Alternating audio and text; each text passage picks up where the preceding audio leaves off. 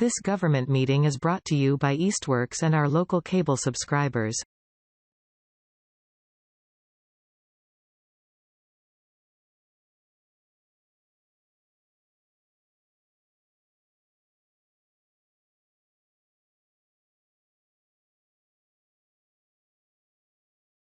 May 21st, 2024.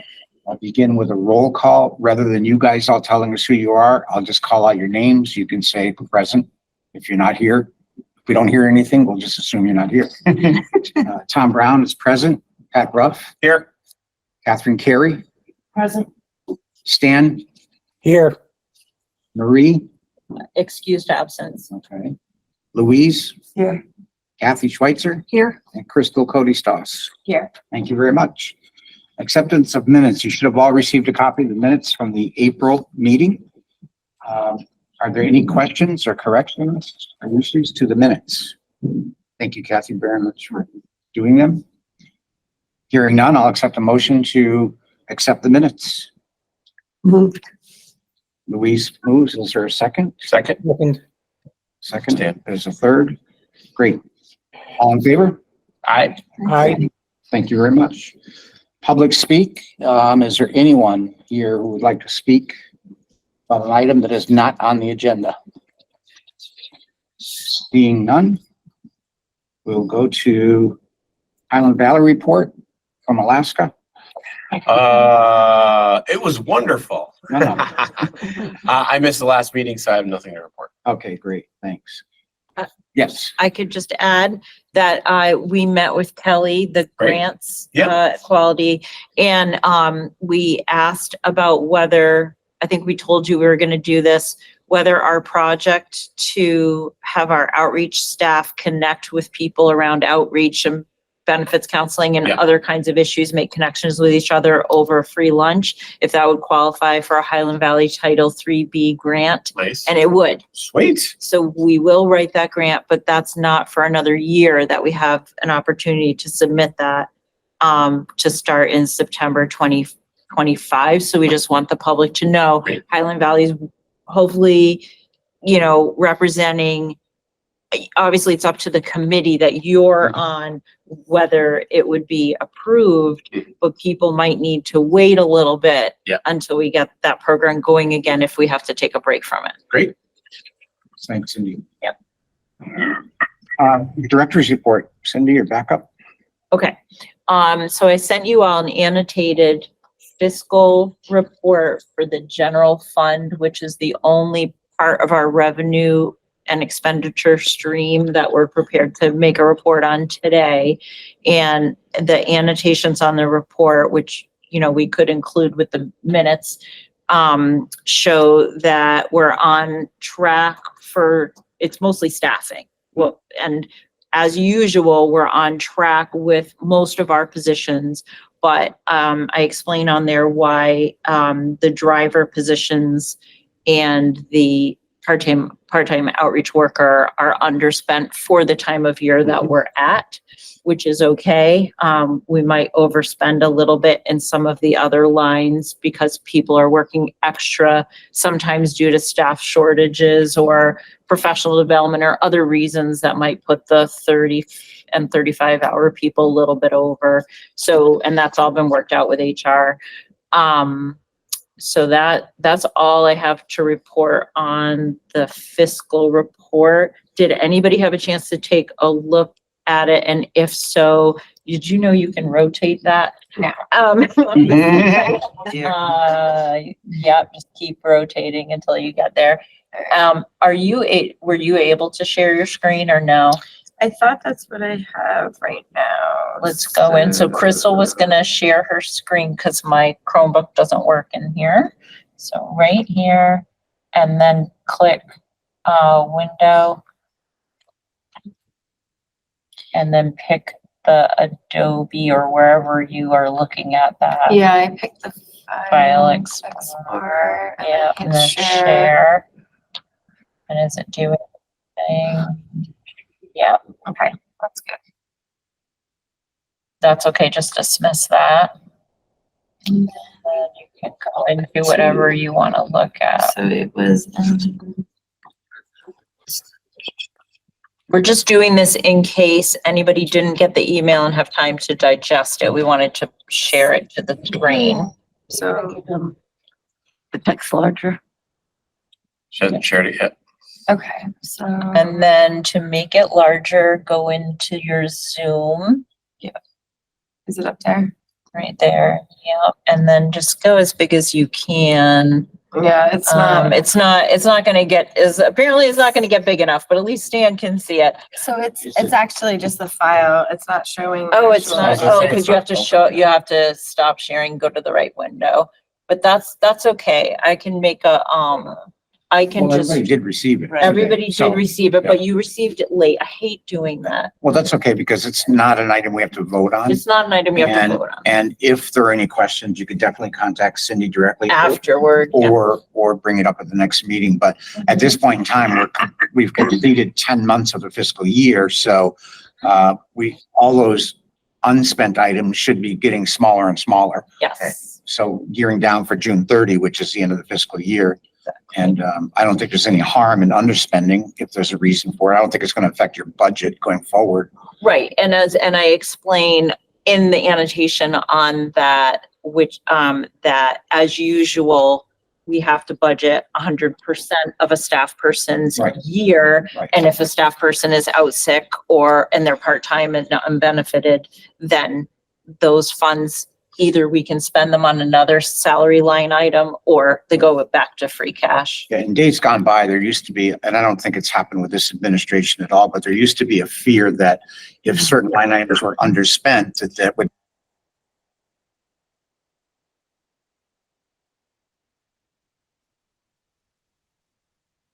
you've got to plan for 100%.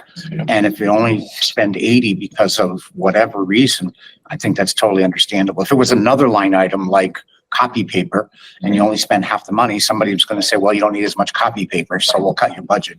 And that's what I did with mileage. When I first got here, mileage was $1,000. I cut it down to like $250 or something, and we will spend that $250 by the time all is said and done. So, yeah. Great. Okay. All right, why don't you dive right into new business, digital equity?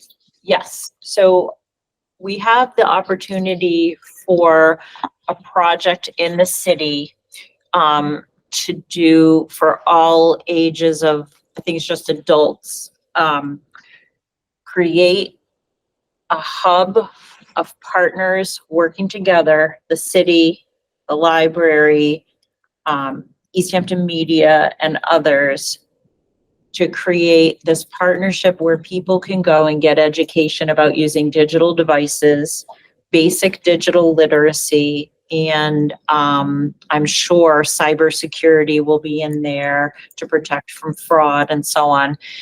And so the city is doing in fiscal year 2024, you may recall that the city did a digital equity planning process to figure out what do we need in the city, and people express their desires and needs, and then they looked at state data and they hired a consultant to do all this. You have to do that in order to apply for grants. There it is. Finally, I got it. So you can, now that you've done that, you could switch the grant, but you don't have to. Yeah. But you can unshare that now because we've moved on to the next thing. But thank you, Crystal. Now you know. So in order to get certain large grants, you have to have done that digital equity plan. So now for fiscal year 25, the city is applying for a $100,000 grant to kick off the creation of this tech hub. And they asked us, Council on Aging, how do you want to be part of it, at the exact same time that the Massachusetts Councils on Aging are making available state money, so elder affairs money that funds our formula grant. They are charged with making available money for a whole bunch of different things. And one option is digital equity. Another option is senior center modernization. And so what I worked out with them, I worked closely with technology to write 2 grants. One is going to go beyond what the city's tech hub is going to do and is going to, hopefully if we receive it, raise money to buy touchscreen Chromebooks for a number of people to be given out through a qualified in some way lottery through a learn to earn program where people could either take the digital literacy classes through that tech hub, whether it's at the library or Eastworks or wherever it's happening, or if we get the grant for senior center modernization to improve the internet connection,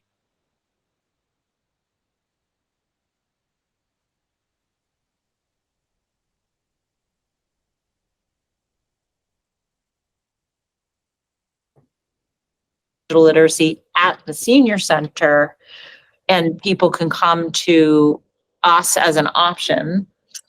The way this would work is, and so these 2 grants that I sent you what I submitted yesterday, one's a $15,000 grant, which would buy Chromebooks, peripherals, equipment, user license for either the North Star Digital Literacy Program or similar, which is a tried and tested digital literacy program where people can work in a sort of a way that is, they get on the computer with their headset and they do the learning, but there's somebody there to help and also have an administrative portal where they manage your progress.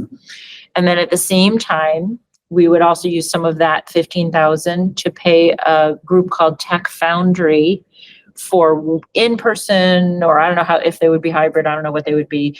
They would be workshops that would be on other topics. And the city is already, if they get the $100,000 grant, going to contract with them to offer those workshops elsewhere. So basically, we would be creating a buffet of learning opportunities for adults of all ages.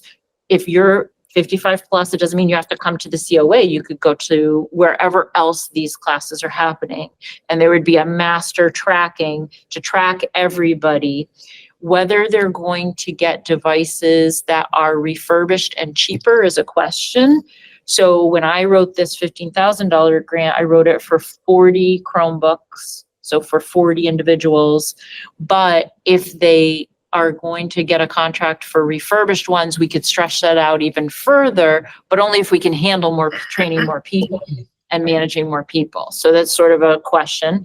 And the second grant is for $11,000, which would be to do sound panels in the downstairs classroom because it's so echoey, you can't hear yourself think, and to do the internet capacity that we need. GoNet Speed isn't going to be coming to the COA anytime soon, so we would have to get a contract for 1 year with AT&T for a business class MiFi.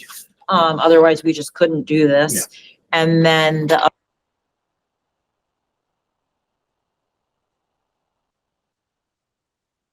other than the 1 year improvement to the internet, you know, that we would have to keep doing every year.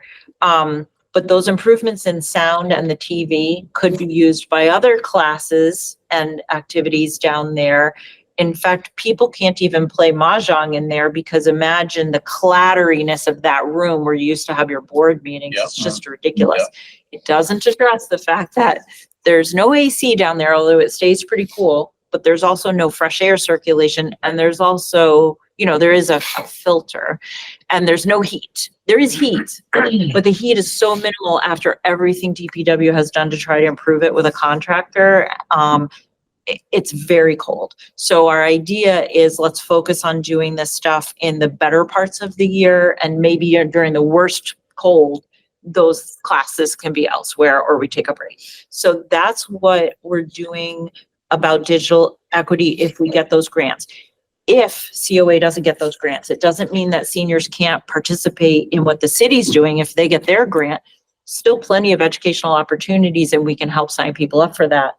But there wouldn't necessarily be devices. And my argument to the state is it's most people who would be taking these classes aren't going to have an updated device. Right. I don't even own an updated device at work myself. I've got that old Chromebook. I'm sure I'll get, we'll get a better one at some point soon. So that would be a way that they can reliably practice what they're learning. And then the other part of it, which isn't going to cost the city any extra money at all, is that our outreach workers will be standing by so that if you're taking the class and you're like, ooh, wait, I want to do my SNAP application thing myself. Well, but then you're like, I still don't know how to do it. Make an appointment with our outreach worker. So what I decided to do is offer that to all ages. We already do SNAP and fuel assistance for all ages, but most people don't know. But let's just say you want to renew your driver's registration, your car registration online now that you know how to use your computer and you can't figure it out and you're 40, come in and see us. Our outreach workers want more business because eventually you're going to be 55. So that's what the project is. Any questions, Kathy? Did I hear, I'm not sure if I heard that, do you have to have any competency level to get somebody comes, oh yeah, I want one, and then they don't do anything? It's learn to earn. So you don't Okay, get that's right. ownership of it until You've you've passed, okay. passed a certain You did say that, level, but I wasn't sure. certain level.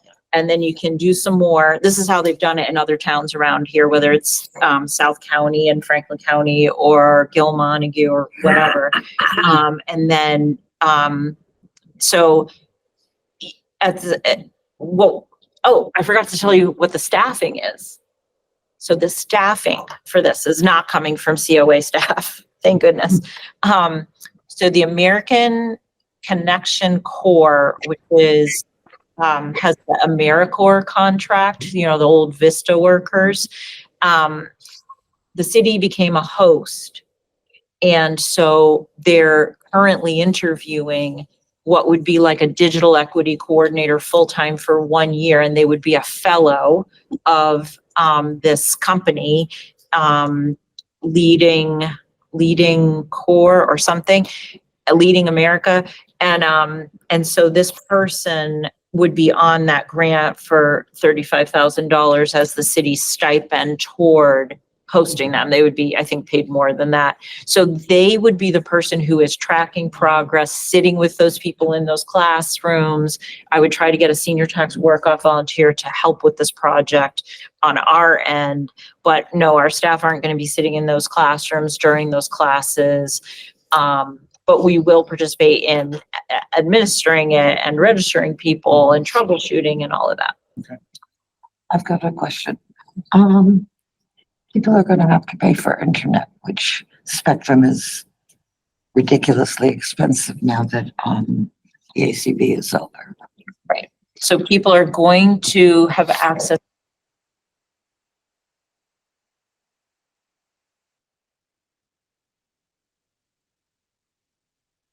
Which I am not sure if they applied for. I encouraged them to apply for an AARP grant a while back so they could increase the number that they have. I don't know if they did or got it. I don't know if this project will increase the numbers of those, but of course people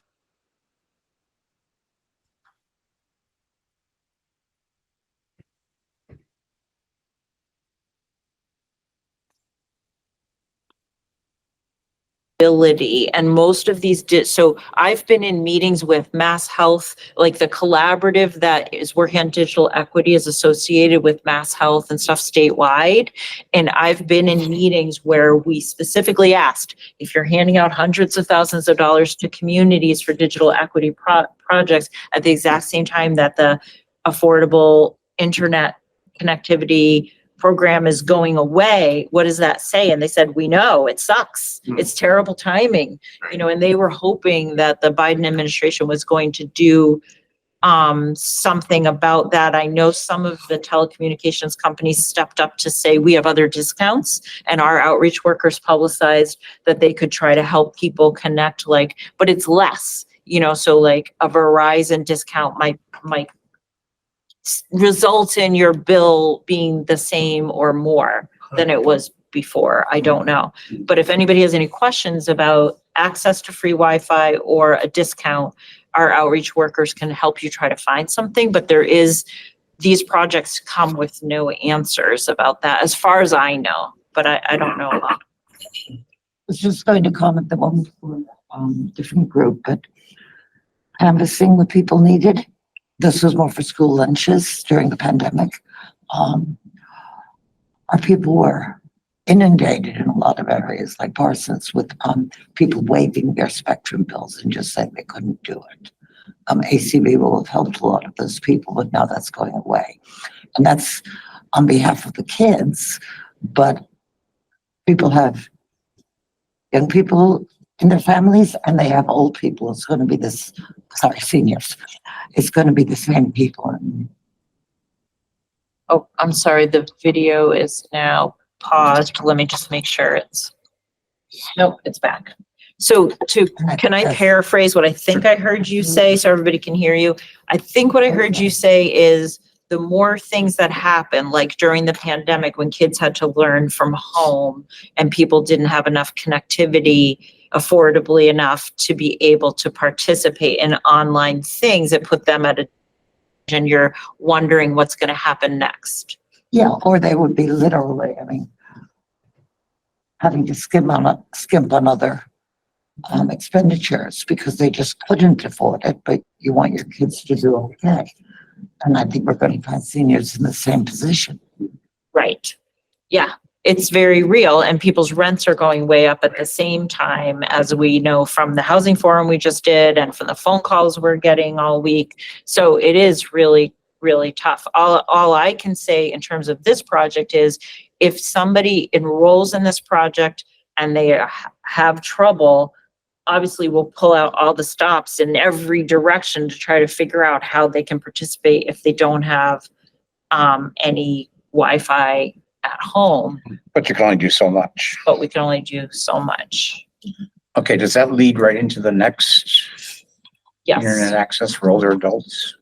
yes. So, so Louise had asked if we could have an item on the agenda to talk, and Louise, correct me if I'm wrong, I'm again paraphrasing for you, which was, over time, the world is more about being connected online, and older adults in particular are in different places on that. And so where is the COA at in terms of helping people make that shift? And where is the COA at in it making that shift technologically? And you said culturally. And I had hoped to bring Ashley Fraga, our outreach worker who deals so much with the digital needs of older adults at the COA, but unfortunately she's like swamped with appointment. Well, fortunately, actually, that's her job. She is swamped with appointments. And so, so I can try to report out a little bit about that. And also our clerk who registers tons of people and deals with them in terms of what they can do online and what they're asking for to be online, was also hoping to come today, but they couldn't. So we could hear from Louise about what you mean with this item, and then maybe the COA, since we have so much else on our agenda today, another time could come and talk about these issues again another time. Sure. That's not exactly what I meant. I think we've got two groups of seniors who lack the experience and the skills and whatever for internet. And what I was focusing more here in terms of, I basically feel that, can you hear me? I know I'm talking to a mouth. Yeah, you're good. You're good. Okay. No, losing my track. Yeah. I also had this concern that COA is meeting a wider need, a wider variety of seniors than it seems to be. And coming from the other end, I found it very unwelcoming to somebody like myself who assumes everything's on the internet. I mean, assumes that's how you apply for jobs. God, my youngest child applied for college that way. I do all my banking on the internet. I mean, people are starting to talk about it as a public utility and everything, and it really is. And one small example was when I applied for the senior tax work-off, and I automatically emailed it. Now, I don't know if you meant as a criticism, Cindy, or if I owe you a thank you, but you commented, yes, I've received it. I will print it off for you.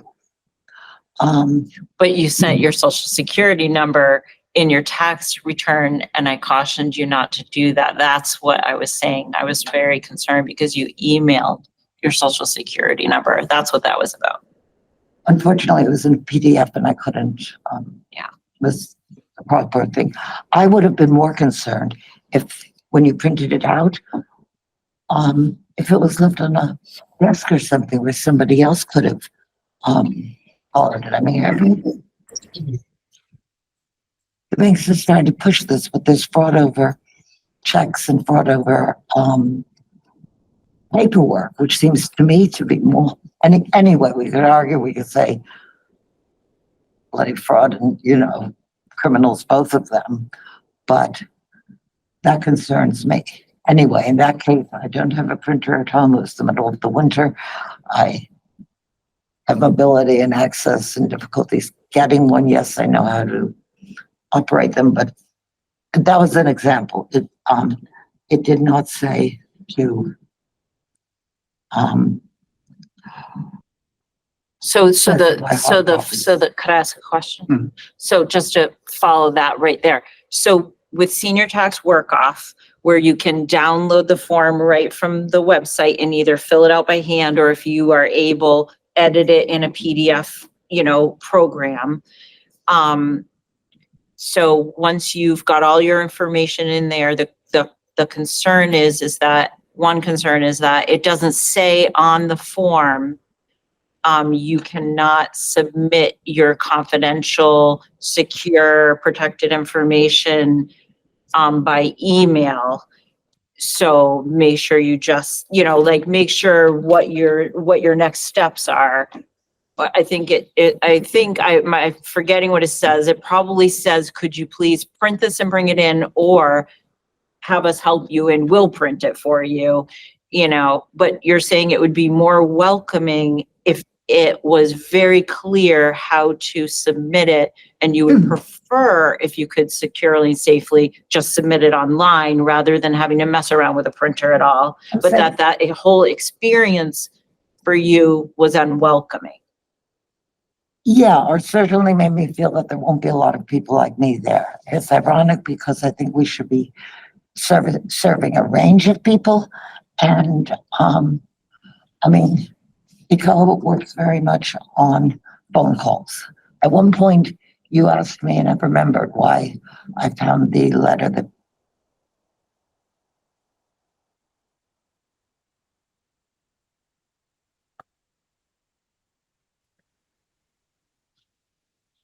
it was like an invitation to play phone tag. It didn't Right. say phone, which is something that I've had extra difficulties with in hearing, but like, that's my age. It's, it's come on, it's technical.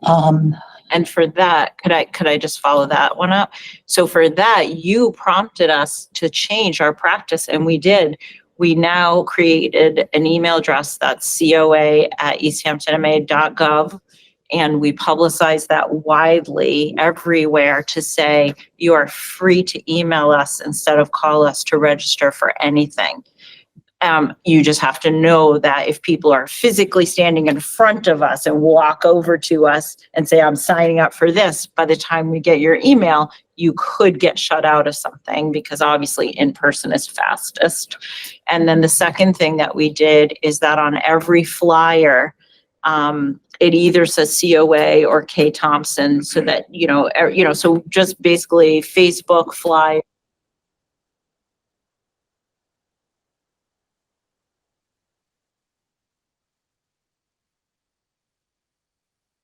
list. There's now well over 1,000 people, and I beefed up the e-newsletter with the help of IT and made it a better format so that people can get their news online fast.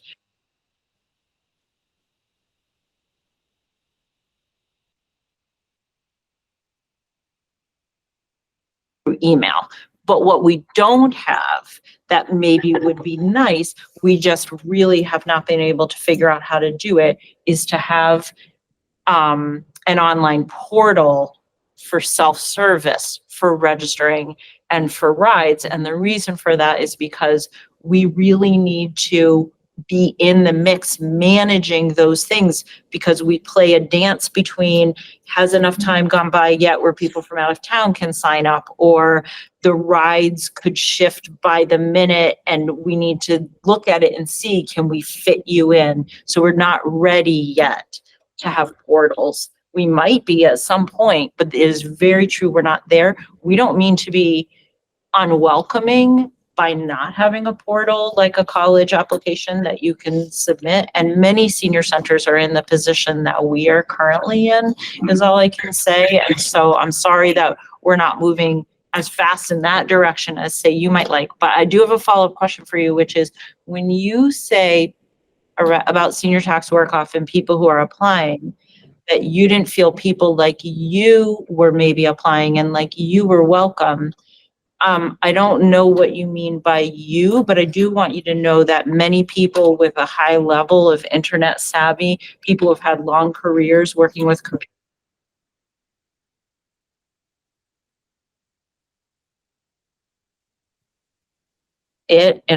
from all different platforms of doing it. So I don't know who the you is, but in case that's who you mean, internet savvy people in their 60s who are just coming out of working, the younger olders, as some people say, are definitely most of the people who are applying. So I want to flip the script for a moment, because we are on a subject of connecting older adults to the internet. And older adults could be anywhere from 60 to 100. Mm-hmm. And those that are computer savvy, great, no problem. The ones that were first introduced, and again, I'm not trying to sound discriminatory at all, but one of the concerns in the back of my mind has to be introducing people to the internet. And now we've opened a portal whereby they can get ripped off, especially if they're not computer savvy. So I can't tell you, Pat's still working. Maybe he's better than I am on a computer, but I used to have people for that. And I came real close.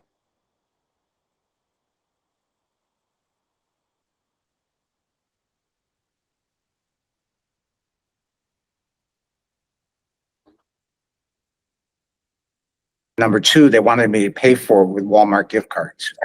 So I knew at that point, okay, I'm done with this. I'm not going any further.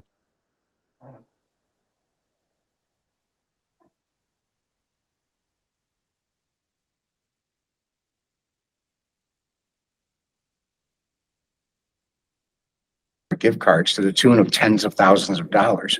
So I understand we need to make the internet available to everyone, but it's sort of like giving a gun to someone without training of how to use a gun. Stan has his Stan, hand go up. for it.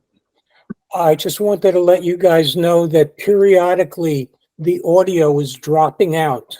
Oh, And I have captions turned on my screen, and what is being said during those dropout periods are not being captured by the captions, so they're probably not being recorded either. I just wanted to give you a heads up. thanks, Stan. So again, I guess I want to make sure that if we're going to have an all-out effort to connect seniors to the internet,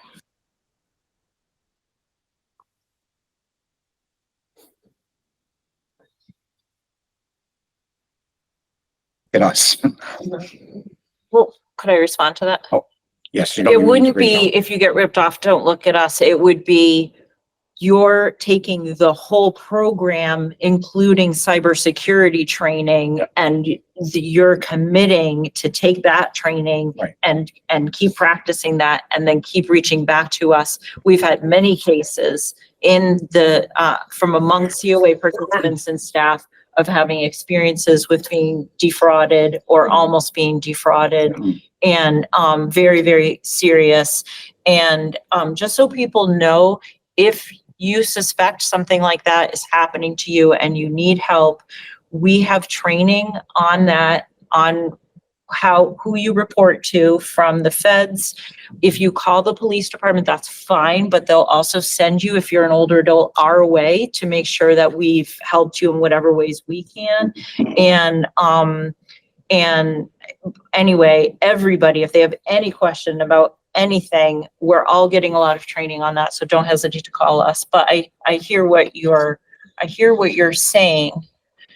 Okay, I turn it back over. Yeah, just as long as we keep reinforcing that cybersecurity stuff along the way, because even in the bank, we would send out internal phishing emails, because in a bank of 300 employees, it takes one employee to open that email to let the person in. One employee. So periodically, the bank would self audit. Thank you. And our IT department would send out this email to see how many people would open it. Yeah. And oh my God, 8 people opened that email. Right. We need more training. Yeah. And you've got to get it down to where no one opens that email, because all it takes is one. Yeah. And then you've let the bad guys into your internal system. So, but as long as we're doing that ongoing security, cybersecurity warnings, if you will, training, education, thank you, along the way, as we open the doors to the internet to some seniors who may have never had it before. Just that word of caution I want to make sure is out there. So I agree with you. If I just could point out that there seems to be not a wide awareness, at least at COA, about answering the phone. The only examples that I've heard of people who've fallen for Nigerian frauds, those sort of things, were phone calls. Yeah. I mean, my sister got one once years ago that she actually practically fell for. yeah, Because they're very skilled at picking up Yeah. what you say yeah. and Yeah. answering. Yeah. And I think it's a real problem. I think what you're saying is a real problem. I'd like to see more awareness of that, because people hear, if it's a 413, they answer the phone. yeah, I agree. Could I just respond to that? So you're saying that there isn't awareness at COA that there can be fraudulent phone calls. That is something that we have been publicizing and talking with people about. The Polish National Credit Union offered a whole free lunch that included that topic. Easthampton Savings Bank is also scheduling a luncheon where they're going to talk about fraud, including phone calls.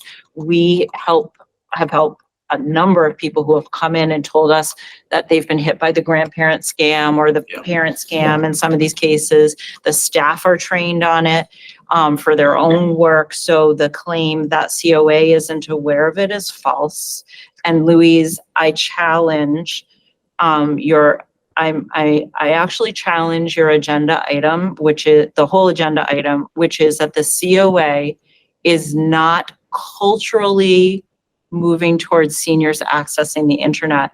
As I said at the outset, after you introduced the topic, we are showing that we have done many, many things to make ourselves more accessible to people on all the different platforms in ways that we at least can safely do right now. We're working very hard to make the digital equity implementation plan a reality. And I would like the council to hear from our outreach worker and our principal clerk and maybe our program manager as soon as possible about what are the obstacles to becoming more connected and more online than I can tell you, but there really are, it's the same thing with going cashless.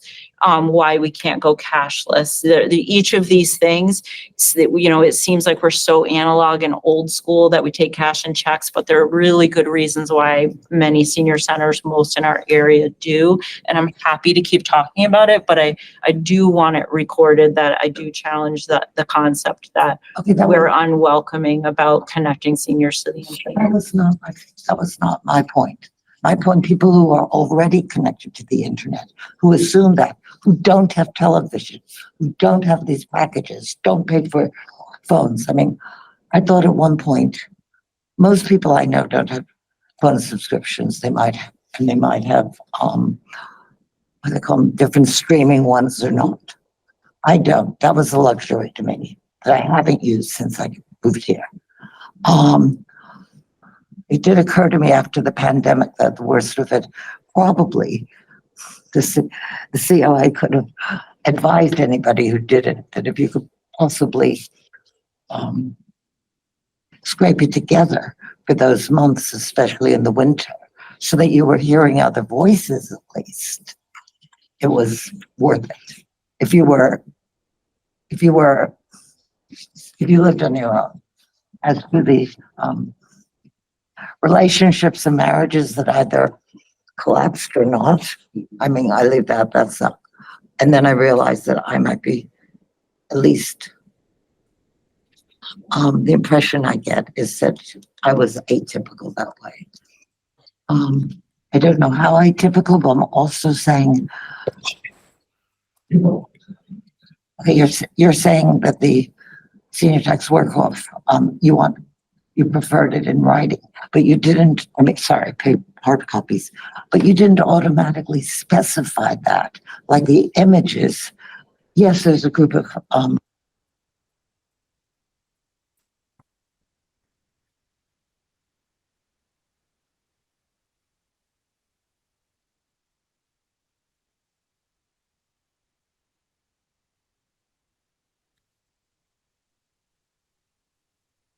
I haven't been out of work that long. I assume that I can send off an email when I'm doing my banking and everything at 2 a.m. Can I remember to make the phone call to phone early in the morning? I'm getting better now, but it's not congenial. And so it's kind of always had, I mean, last job I had was in marketing and, it's different platforms for different groups. I mean, it's not like when the Beatles came and you could, at Sullivan Show, and they were introduced to America. It's like,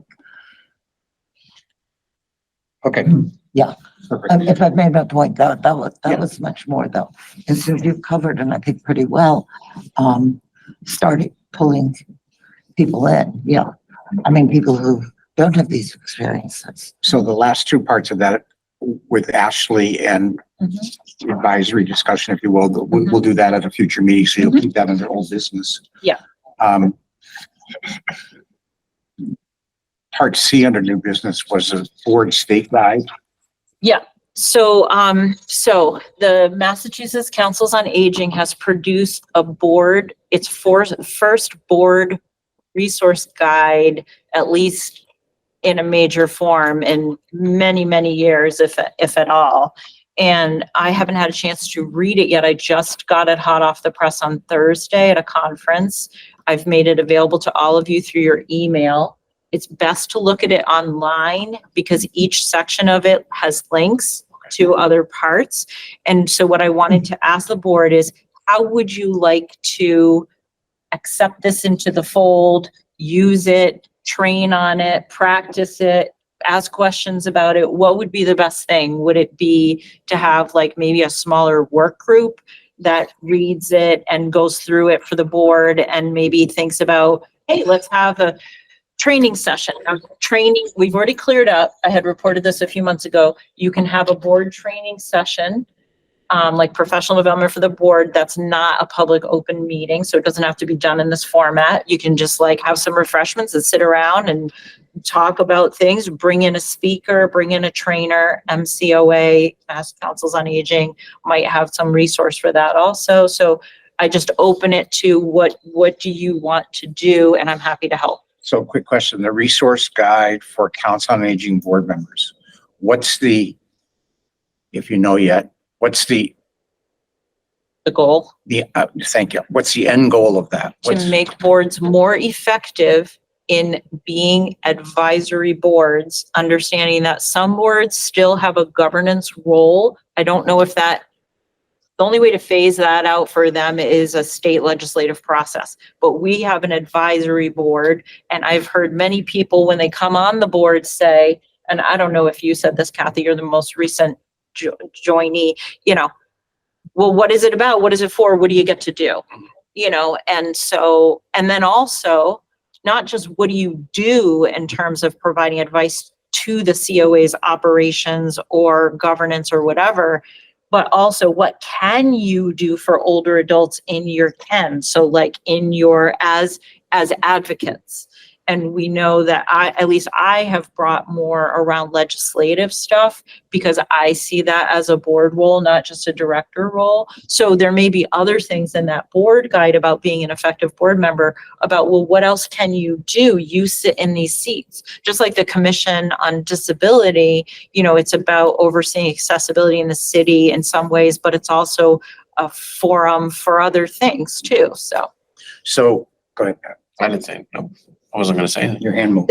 I just moved my hand, that's all. So, I think what you have on that agenda item, Cindy, is for us to review the handout and then propose next steps. Well, obviously, I'm pretty sure that just. I just sent it today, no time to review So it. we haven't reviewed it, but, I'm proposing that we have at least the month between now and the next meeting to review it, maybe longer. I don't know how big this is. Big. So, this could be dangerous, but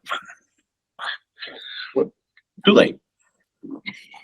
I know the past year or two, we have, for whatever obvious reasons or not, we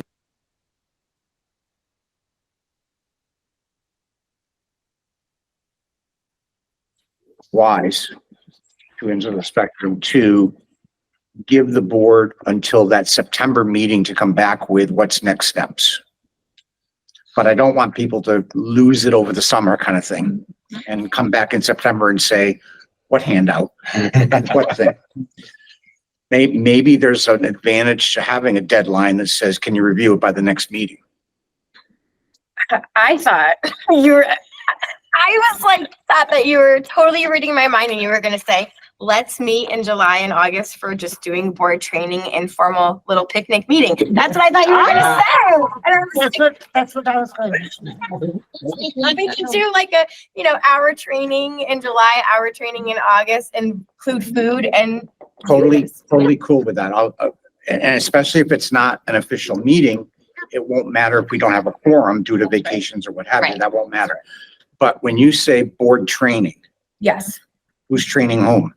I think we could work with Cindy to see if we can get somebody from, I would love, can I contact Emmett? Yeah, it's dedicated to Emmett Charcel, who I don't know, Oh who's my the former goodness. head of Mass. I love him so much and he loves to Executive come out Elder. here. Office of Elder Affairs, COA part. That might be a great kickoff, is to have somebody come and say, here's what you should be looking at, even as we review the document. And then we're going to take the document and this person's training / advice, if you will, and come to where we think we should be as a board. He used to, when he worked for the Executive Office of Elder Affairs, he did training specifically for board members. And he's like, he has the best like real life stories that he can use to help people understand things. He's a fantastic presenter. He's retired now, but I would be happy to get a hold of him and see, if he has a date in either July or August. So let's do this. Let's officially say we're not meeting in July and August, because these won't be official meetings. Right. But and we won't necessarily have it on the agenda unless someone has time to review it, would like to bring up a specific question about something in there in June. But that the third Tuesday in July will be the meeting with this person, the training session, that we can bring in sandwiches or something or whatever and have a 1 or 2 hour meeting, whatever it takes. There's no restriction on time. Pat doesn't, that's all the time in the world. And if Emmett doesn't work out, Donna Popkin, who wrote and put together this one, she might have another idea of somebody, or there might be an amazingly organized, effective board in somewhere in Western Mass that wants to send a board member to come.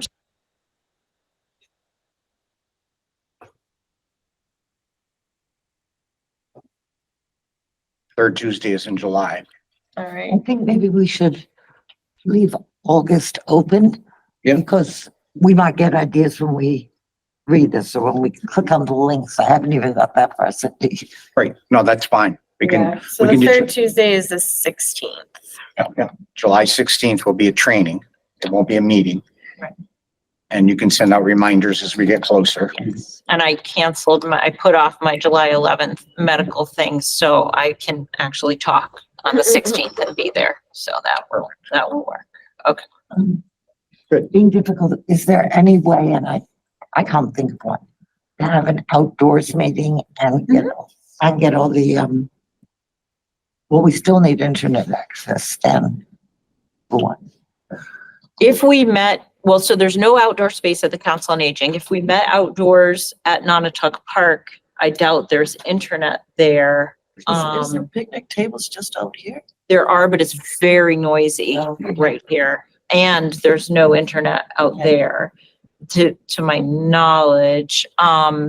Even if you're someplace like downtown Amherst where they have free public Wi-Fi, it's not really reliable enough for a video meeting, I don't think. So Anything you do outside is going to be noisy, I think. Right. And you don't know Remember, if we it's gonna tried be to 100 meet degrees out. under a tent during COVID and it was way too noisy. What was that, Kathy? You don't know if it's gonna be 100 degrees. Exactly. You know. And it was just, trying to meet outside for regular meetings at the Council on Aging, it didn't work. It was too noisy. maybe there's a place we could find, I don't know if like the country club is that in Florence, or I don't know, maybe there's some place that has like an indoor porch space where we could meet, where there They would don't. be. Not Northampton Country Club. It's either outdoors or What about indoors. Southampton? Same. Yeah, Yeah, Route is right, yeah. well, we Um, can look for a place. I just want to let people know it is 1 o'clock on the dot, so I don't know if you want to adjourn. No, I do not. So we'll work on a place. We've got till districts, July. Yeah. Just two things real quick that I know you had thrown out on the other quick agenda this morning that I didn't want to lose sight of. One is the housing forum. I really want to put in the minutes and give kudos to Cindy for putting that together. Absolutely. That was a phenomenal cast of characters that made presentations. The room was packed as far as I could tell. And Monday's Gazette, there was a front page, huge article on it. So kudos to the Council on Aging, Cindy, for putting that together. Yeah, you did a great job. It was all over social media. Yeah, it was great. I didn't know it was They said on the they- front page. I only saw it online. Yeah, they said that Right. you were a fantastic, your role of organizing everything. You did a fantastic job. It might have been Saturday's Gazette, now I think of it. Might have been Saturday's Thank Gazette. It you. was really good.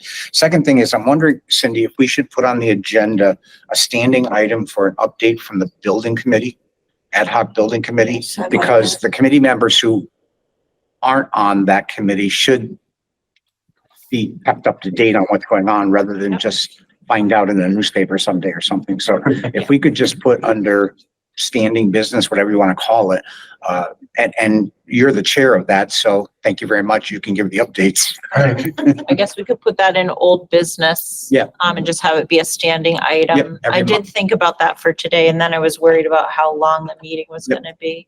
Now we can adjourn if you want. Otherwise, I watch those. That's another hour and a half. I watch those videos Oh, of yeah. their meetings The ad hoc, to good, to good, catch up on it. Yeah, this would be nice. good.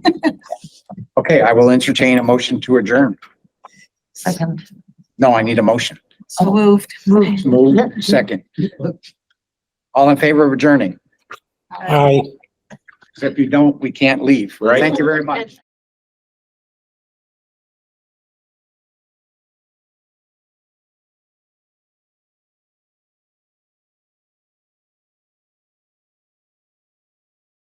This government meeting is brought to you by Eastworks and our local cable subscribers.